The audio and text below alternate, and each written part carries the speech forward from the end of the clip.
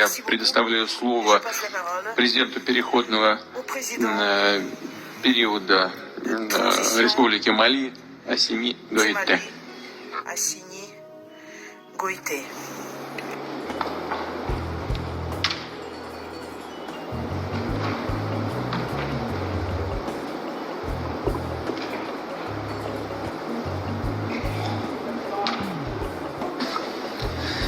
Excellences, Monsieur le Président de la Fédération de Russie, Excellences, Messieurs les chefs d'État et de gouvernement du continent africain, Messieurs les présidents des instances régionales et sous-régionales africaines, et distingués invités, Mesdames et Messieurs.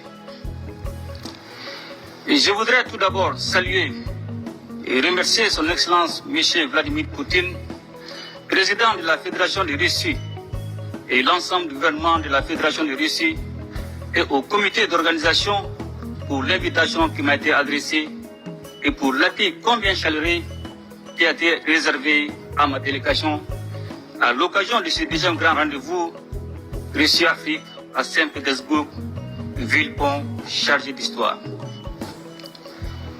Excellences, Monsieur le Président, distingués invités, la tenue du sommet de Saint-Pétersbourg moins de 4 ans après celui de Sochi en 2019, témoigne une fois de plus de la qualité du partenariat stratégique entre la Russie et l'Afrique.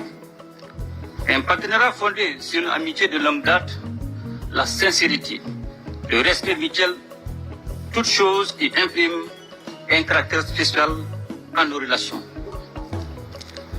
Le Mali n'a certes pas de continuité géographique, encore moins de langues en commun avec la Russie. Cependant, nos deux pays entretiennent de solides relations d'amitié et de coopération depuis 1960, date de l'accession de notre pays à l'indépendance. En dépit des bouleversements intervenus, nos relations se sont densifiées et diversifiées avec des succès et des réalisations dans les domaines stratégiques comme les infrastructures, l'agriculture, la santé, l'enseignement supérieur et la recherche scientifique, la géologie et les mines, ainsi que la défense et la sécurité. Malgré la situation géopolitique et la conjoncture mondiale, il est évident, et cela est bien un constat, que le peuple malien est fortement mobilisé aux côtés des autorités de la transition, dont l'objectif est de construire et de consolider dans la durée un partenariat stratégique gagnant-gagnant entre le Mali et la Fédération de Russie pour le bonheur de nos deux peuples. Un tel partenariat est d'autant plus indispensable que la Russie a su prouver dans les moments difficiles son statut de partenaire traditionnel du Mali, tant par sa fiabilité que par son dynamisme dans l'accompagnement de notre pays pour relever les défis cruciaux du moment tout en respectant notre souveraineté. Convaincu que la restauration de la paix, de la stabilité et de la sécurité est la pierre angulaire de tout développement, nous avons décidé d'assumer pleinement notre responsabilité première qui est de protéger nos populations et de défendre l'intégrité de notre territoire. Ce choix stratégique intervient après une décennie de présence des forces internationales sans résultat tangible et dont le schéma consistait à entretenir la menace sur notre territoire et nous maintenir dans la dépendance. C'est pourquoi, dans le cadre du renforcement des capacités opérationnelles des forces de défense et de sécurité, le Mali a noué avec la Russie un partenariat militaire dont je tiens à saluer la fiabilité.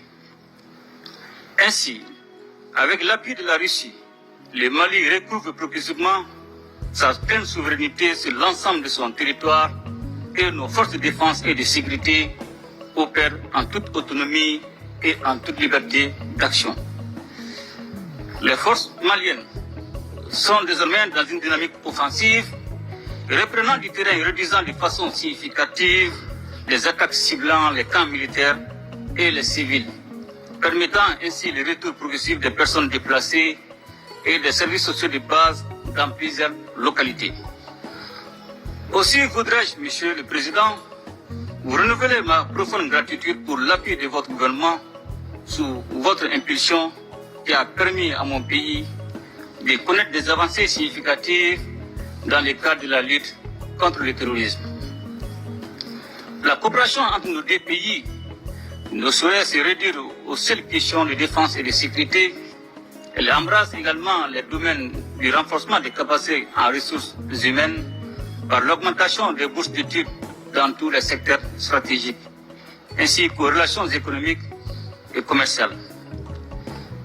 Ainsi, les partenariats entre les secteurs privés de nos deux pays connaissent aujourd'hui une nouvelle dynamique. Les forums économiques et humanitaires en marge du présent sommet est une opportunité pour accroître les relations économiques au plan bilatéral. Monsieur le Président, Mesdames et Messieurs, profondément enracinés dans nos traditions sociales communes à de nombreux pays africains, les Maliens sont fiers de cette appartenance au continent africain, riche de sa diversité et baigné de traditions séculaires, d'égalité, d'équité, du respect de chaque société et des droits humains fondamentaux. Ce sont des valeurs, des principes et des expériences historiques de justice que nous partageons avec la Russie et qui font que notre partenariat est si spécial. Aujourd'hui plus que jamais, les destins des peuples africains et russes sont liés. Cette interdépendance exige une réponse collective et appropriée aux défis auxquels nous devons ensemble faire face. Sans cette cohésion, l'affirmation de la souveraineté pleine et entière de nos États, la lutte contre le terrorisme et la pauvreté, de même que la promotion des droits et des libertés, ne peuvent être conduites efficacement. Comme vous le savez, la région du Sahel en général et le Mali en particulier est depuis quelques années en proie à une crise multidimensionnelle résultante de l'intervention de l'OTAN en Libye.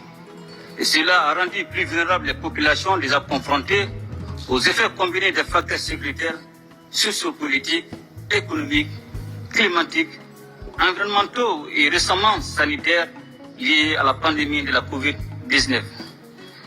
Je voudrais également saisir cette occasion pour remercier tous nos amis et partenaires qui continuent d'exprimer leur solidarité et leur soutien au pays du Sahel en vue de renforcer la résilience de nos populations face à l'insécurité alimentaire et nutritionnelle cyclique. Aussi voudrais-je, Monsieur le Président, encourager la reprise des discussions relatives à la conclusion d'un accord international juste et équitable permettant l'exportation des céréales à destination du continent africain. S'agissant du différend qui oppose la Russie à l'Ukraine, le Mali invite les médiations internationales à plus d'ouverture et de pragmatisme en vue de poursuivre et renforcer les efforts pour un règlement pacifique de la crise. Monsieur le Président, Mesdames et Messieurs, membres des Nations Unies, le Mali reste attaché à la coopération internationale, au multilatéralisme et à un ordre international fondé sur des règles justes et équitables. Il est donc primordial que tous les membres des Nations Unies respectent les valeurs et principes fondamentaux du droit international et agissent de manière à protéger et faire respecter la Charte des Nations Unies. C'est la raison pour laquelle le Mali soutient l'initiative de la Russie, appelant à un nouveau consensus pour défendre les buts et principes de la Charte.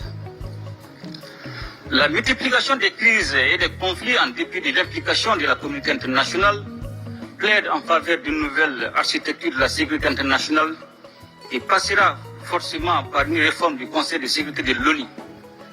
Notre organisation commune doit s'adapter au monde multipolaire afin de conserver toute sa crédibilité.